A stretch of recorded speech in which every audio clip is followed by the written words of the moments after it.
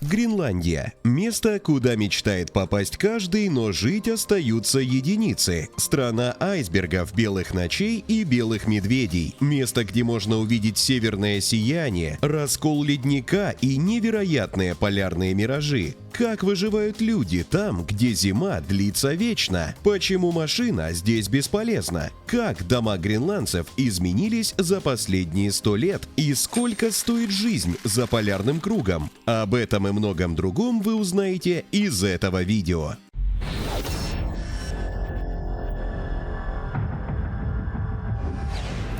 Гренландия – самый большой остров на Земле, расположенный всего в 800 километрах от Северного полюса на северо-востоке между Европой и Северной Америкой. По факту остров принадлежит Европе, так как вместе с другими мелкими островами входит в состав Датского королевства. Этот гигантский остров на 80% покрыт многовековым льдом. Узкая береговая линия остается единственным домом для человека. Население Гренландии всего 56 тысяч человек, а самый крупный город, который является его столицей, Нуук, где проживает около 18 тысяч человек. Основное население острова – гренландские эскимосы, или их еще называют инуиты, но сами себя жители называют калаалитами. Коренные жители говорят на гренландском языке, но государственным языком является датский, так как датчан проживает здесь около 10%.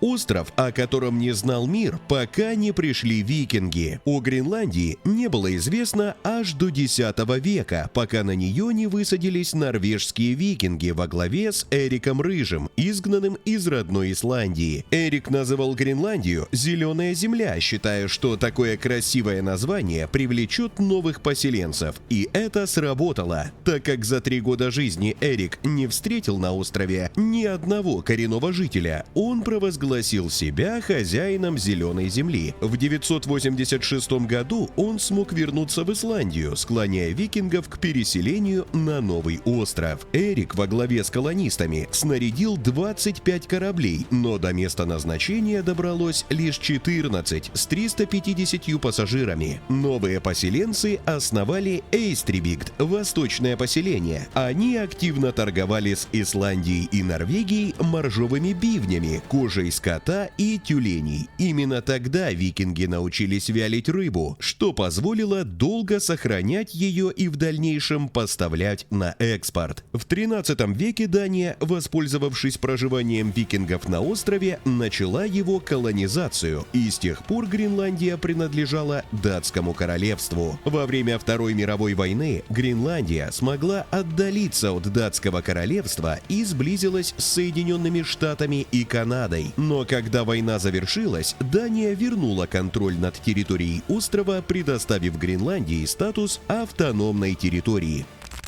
Климат, который определяет быт. Большая часть Гренландии находится за полярным кругом, поэтому климат здесь один из самых суровых в мире. Зима длится 8-9 месяцев в году, а средняя температура составляет -20, -30 градусов, а в отдаленных частях острова может доходить и до -50. Лето здесь довольно холодное, поэтому в океане вам вряд ли удастся искупаться. Максимальная температура воздуха +10 градусов, но изредка в солнечные дни достигает и +15. Но несмотря на это, природа Гренландии удивительна. В летний период береговая зона меняется. Здесь цветут полярные маки, камнеломки, иван-чай и карликовые березы. Иногда даже встречаются привычные нам ивы. Если вы планируете посетить Гренландию, идеальное время в период полярных белых ночей с мая по июль. Именно во время арктического лета солнце на острове никогда не садится. А вот если вы мечтаете увидеть северное сияние, то идеальным периодом путешествия будет с октября по март, когда ночи длинные и темные, а небо ясное и звездное. Викинги считали, что северное сияние – это доспехи воинственных женщин, которые мерцают в ночи. А вот настоящее сокровище Гренландии скрыто в ее морских водах, где обитают тюлени, моржи, нарвалы и киты, ради которых Гренландию посещают сотни туристов со всего мира.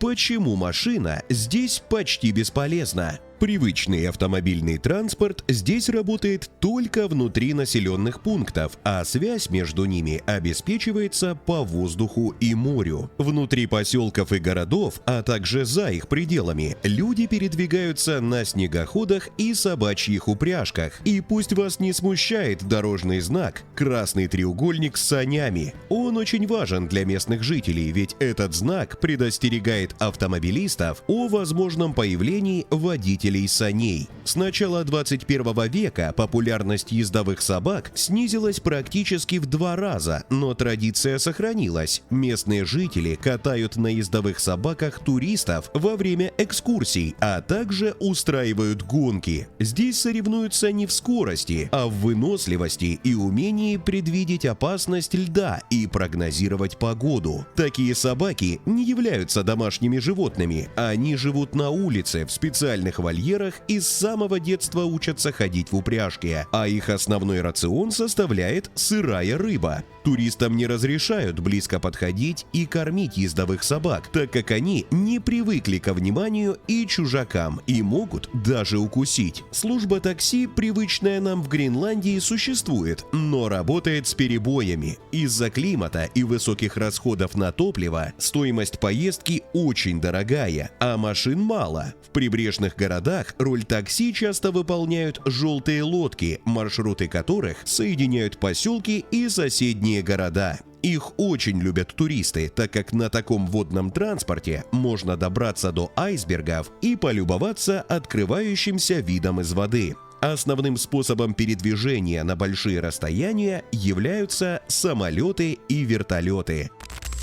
Традиции сильнее времени. Путь охотника. Гренландцы остались верны своим предкам-инуитам. Сохранение традиций при одновременной адаптации к современной жизни является неотъемлемой частью культуры жителей острова. Первая охота на тюленя – это важный ритуал совершеннолетия для мальчиков. Обычно, когда мальчику исполняется 13 лет, от него ожидают, что он поймает своего первого тюленя. Молодого охотника всегда сопровождает наставник, отец или дядя. В древние времена считалось, что духи моря отвернутся от охотника, если он проявит неуважение. Что же происходило после охоты? Первая добыча не принадлежала самому охотнику. Мясо и жир делили между родственниками и соседями, тем самым показывая щедрость и зрелость. Для местных жителей это не жестокость, как вам могло показаться, а важная часть культуры и устойчивого образа жизни. В Гренландии есть еще одна теплая традиция – кофемик. Это не просто зайти на кофе, а настоящий способ быть ближе друг к другу. Кофемики устраивают по самым разным поводам – день рождения, первый учебный день ребенка или просто важное событие в семье. Дом в такие дни словно открывается для всех – знакомых, соседей, коллег и даже случайных гостей. Здесь не нужно официального приглашения. Если ты знаешь о кофемике, ты можешь заглянуть. Для туристов это редкая возможность познакомиться с местными жителями не через экскурсии, а по-настоящему, за разговором. За столом обязательно будут кофе и чай, домашние пирожные, а рядом вполне традиционные угощения. Сушеная рыба, китовое мясо, а иногда даже мясо белого медведя. Есть и негласные правила. Принято приносить небольшой подарок, обязательно пообщаться с хозяевами и другими гостями и не засиживаться. В течение дня на кофемик могут заглянуть десятки людей, и каждый здесь желанный, но ненадолго.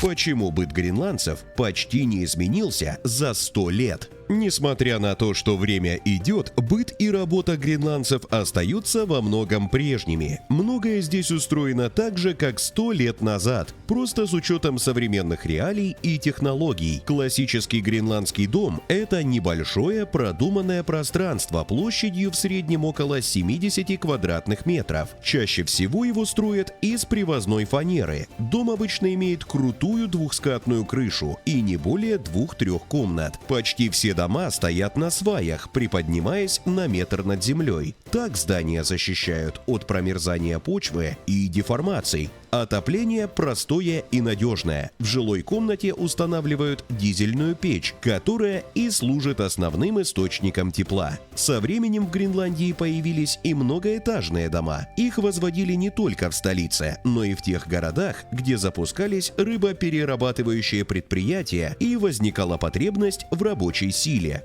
При этом были и населенные пункты, где от многоэтажной застройки отказались. Ранее цвет домов был не вопросом эстетики, а четким ориентиром. Желтым окрашивали больницы, красный использовали для церквей, школ, домов учителей, а также для торговых зданий. Зеленые постройки предназначались для энергетиков, автомехаников и специалистов технических служб. Синий цвет ассоциировался с рыбной промышленностью и заводами, а черным обозначали автозаправочные станции. Сегодня эта система полностью ушла в прошлое. Дома красят по желанию владельцев, поэтому на улицах легко встретить фиолетовые, розовые и мягкие пастельные оттенки, которые формируют привычный современный облик гренландских городов. Внутреннее устройство гренландского дома простое и функциональное. Первый этаж выглядит ухоженным и логично разделен на две основные зоны – гостиную и столовую. Второй этаж отведен под спальни, чаще всего их две – детская и взрослая. Гренландцы редко спят под одеялами, в основном они используют спальные мешки. Подушек у них тоже нет. Кухня в домах расположена на первом этаже. Особенность, которая сразу бросается в глаза приезжим – зона для разделки добычи. Рыбу, тюленя или другую дичь здесь обрабатывают прямо дома. Для этого предусмотрены прочные столешницы, которые легко мыть, емкости для отходов и все необходимое, чтобы быстро разобрать тушу. Плита чаще всего электрическая, иногда дополняется простыми духовками. Холодильник есть почти в каждом доме, но зимой его роль частично выполняет сама природа. Продукты нередко хранят в отдельных помещениях или на улице. Из-за сурового климата и особенностей почвы условия сильно отличаются в разных частях острова. В некоторых местах грунт настолько сложный, что прокладка дорог и канализационных сетей становится технической проблемой. Именно поэтому даже сегодня во многих гренландских домах нет привычных туалетов. Отходы собирают отдельно, а специальный сервисный грузовик приезжает для очистки и вывоза примерно раз в неделю.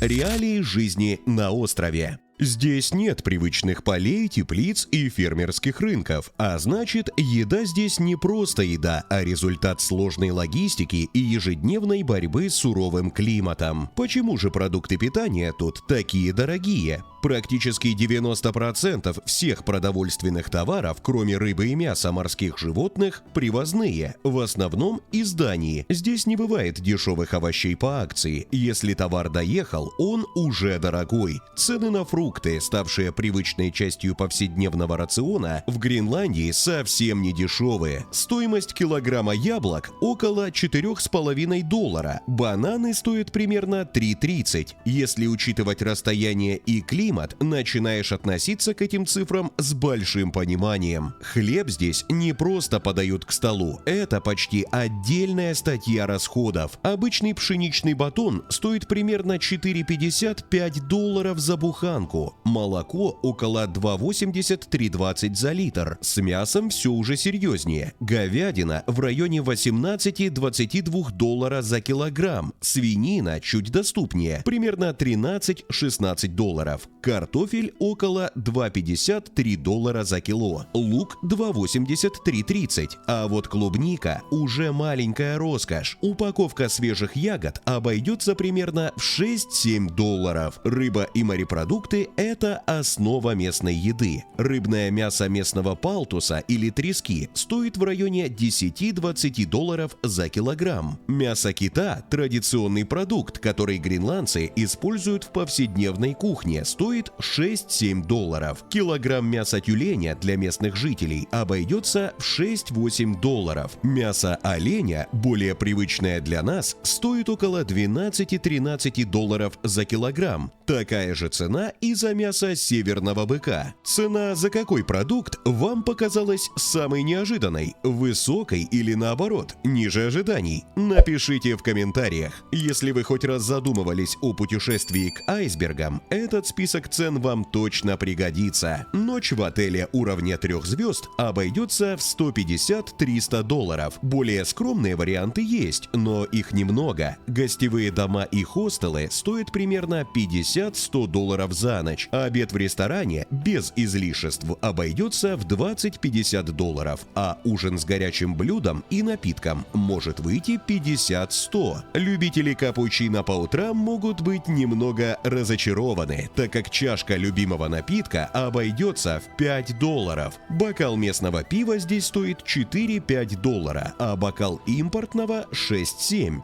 Каждый гренландец старается планировать свой бюджет, и спонтанные походы в магазин или кафе с друзьями здесь бывают крайне редко. А сколько в вашей стране стоит ужин на одного человека? Поделитесь в комментариях.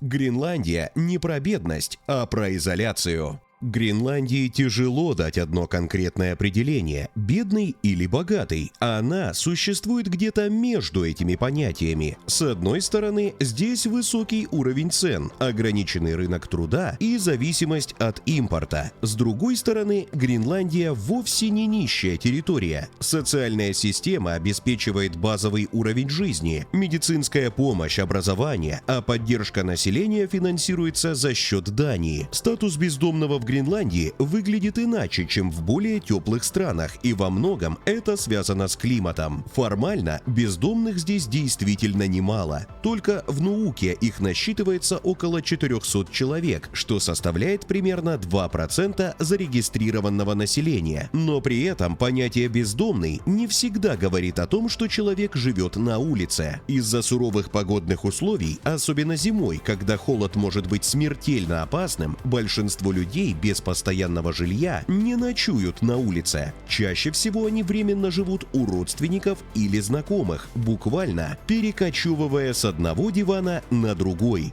Кроме того, в столице работают муниципальные приюты, куда можно прийти на ночь и переждать морозы. Ситуация меняется летом, когда температура держится в пределах от 0 до 12 градусов. Часть бездомных действительно начинает ночевать на улице. В Гренландии нет привычного рынка недвижимости с открытыми объявлениями и прозрачными ценами. По словам местных жителей, объекты жилья здесь чаще находят по знакомству, через родственников, друзей или устные рекомендации. Недвижимость в Гренландии достаточно дорогая. В некоторых случаях стартовая цена жилых объектов начинается от $300 тысяч и выше. Долгосрочная аренда в разных частях Гренландии может выглядеть по-разному, но мы покажем вам среднюю стоимость квартир в столице. Например, комната или однокомнатная квартира обойдется минимум в $400. На двухкомнатные квартиры со всеми удобствами цены начинаются от 700, а вот трехкомнатная квартира местным жителям обходится минимум в $1200. С одной стороны, стоимость аренды жилья выглядит недешевой, подумаете вы. Но с другой стороны, чтобы понять, насколько это дорого или дешево, дальше мы расскажем вам о заработной плате жителей Гренландии. Заработная плата жителей острова. Гренландия часто кажется экзотическим и почти оторванным от реальности местом. Зарплаты в Гренландии выплачиваются в датских кронах, так как остров входит в состав королевства Дании. Но для того, чтобы вам было понятнее, мы переведем их в доллары. На начало 2026 года средняя зарплата в Гренландии составляет $3300. Формально Гренландия считается регионом с высоким доходом, но так ли это на самом деле, судите сами. Обычные жители острова – рыбаки, охотники, строители, работники магазинов и сферы обслуживания получают в месяц от $2200 до $4000. У докторов в клиниках зарплата выглядит более внушительно. Они получают от $5500. Зарплата учителей в столице начинается от $6200. И, конечно же, не забудем про руководителей фабрик и предприятий. Их зарплата в месяц начинается от $10 тысяч. Как думаете, стоит ли ради такой зарплаты жить в стране, где нет привычного для нас лета? Что едят там, где вечный холод? Традиционная еда Гренландии – это отражение природы, моря, холода и долгих зим. Основу рациона местных жителей составляет то, что дает море и тундра – рыба и морепродукты, ключевые продукты на столе. Палтус, треска, креветки, крабы, морские гребешки. Не менее важна и охотничья добыча – мясо тюленя, кита, северного оленя и мускусного быка. Матак – повсеместно распространенная закуска в Гренландии и давний фаворит коренного населения. Название матака происходит от кожи и подлежащего ей жирового слоя кита. Матак часто подают сырым или посыпанным крупной солью. Обычно его готовят из нарвала, небольшого кита, отличающегося бивнем и прозванного единорогом моря. Суассат – одно из самых узнаваемых и древних блюд гренландской кухни. По сути, это наваристый суп, который готовят из того, что есть под рукой: мясо тюленя, кита, северного оленя или рыбы. В бульон добавляют рис, ячмень или картофель, а иногда лук. Блюдо варится долго, на медленном огне, чтобы мясо стало мягким, а вкус насыщенным и густым. Суассат появился не как гастрономическое излишество, а как способ максимально эффективно использовать добычу в условиях сурового климата. Кивиак – одно из самых необычных и спорных блюд гренландской кухни, которое, правда, может вас шокировать. Его готовят из маленьких морских птиц – кайр, которых целиком вместе с перьями и клювами плотно укладывают внутрь шкуры тюленя. Затем шкуру зашивают, выдавливают воздух и оставляют ферментироваться под камнями на несколько месяцев, обычно с конца лета до зимы. Холодный арктический климат позволяет блюду дозреть без гниения, превращая птиц в своеобразный деликатес с резким запахом и насыщенным вкусом. Это блюдо подают в особых случаях, а едят его всегда на улице, так как от резкого запаха можно потерять сознание. Акутак – это одно из самых любимых блюд всеми гренландцами, которое часто называют арктическим мороженым. Его основа – животный жир, в основном тюленей, оленей или китовый, который взбивают до воздушной, почти кремовой консистенции. Затем в массу добавляют ягоды – воронику, голубику, иногда бруснику, а также сахар или сгущенное молоко. Есть ли среди вас любители сладенького? Отведали бы такое мороженое? Икра морского зайца пинагора – один из самых узнаваемых морских продуктов Гренландии. Вкус у икры солоноватый, яркий, с выраженным морским запахом. Ее добывают весной, а подают ее к столу на хлебе с маслом. Правда, что-то напоминает?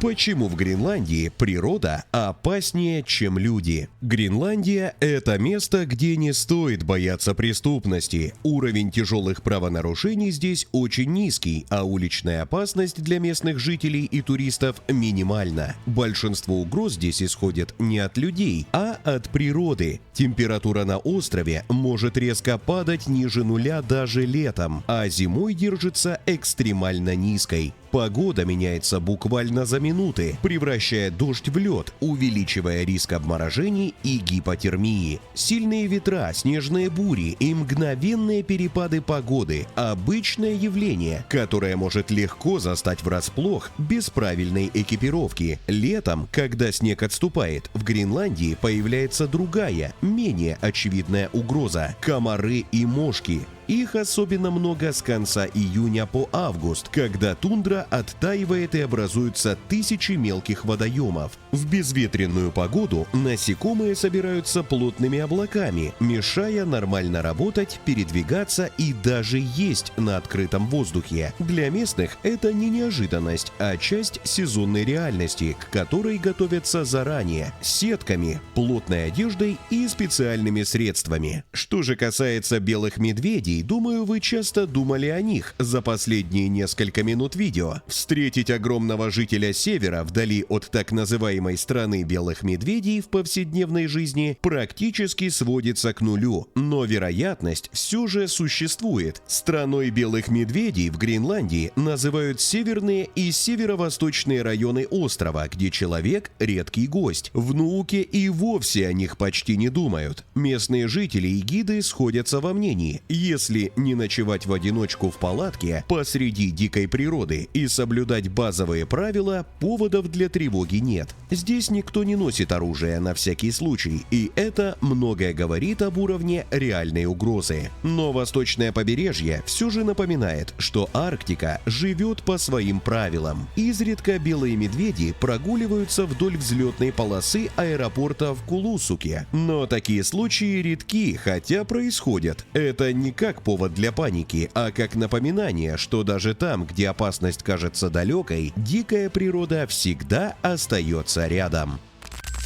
Самые впечатляющие места на острове. Гренландия – удивительная страна, куда отправляются путешественники со всего мира, и здесь правда есть на что посмотреть. И самое удивительное место – Северо-Восточный национальный парк. Самый большой парк в мире. Его площадь более 900 тысяч квадратных километров. Здесь никто не живет, но есть огромное стадо мускусных быков, белые медведи и уникальные арктические птицы. Сюда не водят обычные экскурсии и не пускают местных жителей, но попасть в парк все же можно в составе научно-туристических экспедиций или на корабле вдоль побережья. Илулиссатский ледниковый фьорд, не менее загадочное место, входит в список объектов всемирного наследия ЮНЕСКО и считается одним из самых активных ледниковых районов планеты. Здесь масштаб ощущается физически. Звук трескающегося льда, медленное движение айсбергов и, пожалуй, самое фееричное, что можно увидеть, это расколы ледника, когда многотонные глыбы внезапно откалываются и с грохотом уходят в воду. А если вы мечтаете увидеть китов в их естественной среде обитания, тогда вам в залив Диско. Здесь можно увидеть несколько видов китов: горбатые, финские, сейвал, киты минке и самый редкий древний вид – гренландский кит. Чаще всего китов наблюдают с июня по сентябрь, и не обязательно выходить в море. Иногда их можно увидеть с берега. И, конечно же, символ всей Арктики, который можно увидеть практически из любой точки острова – северное сияние. Именно на острове его видно лучше всего. Здесь нет яркого уличного света, ночи темные и длинные, а атмосфера настолько чистая, что цвета авроры выглядят более четкими и яркими. Лучшее время для наблюдения этого явления природы с октября по март. На самом же деле в Гренландии еще очень много интересных и необычных мест, но это уже совсем другая история. Если вам понравилось видео, ставьте лайк и подписывайтесь на канал, чтобы не пропустить новые интересные сюжеты.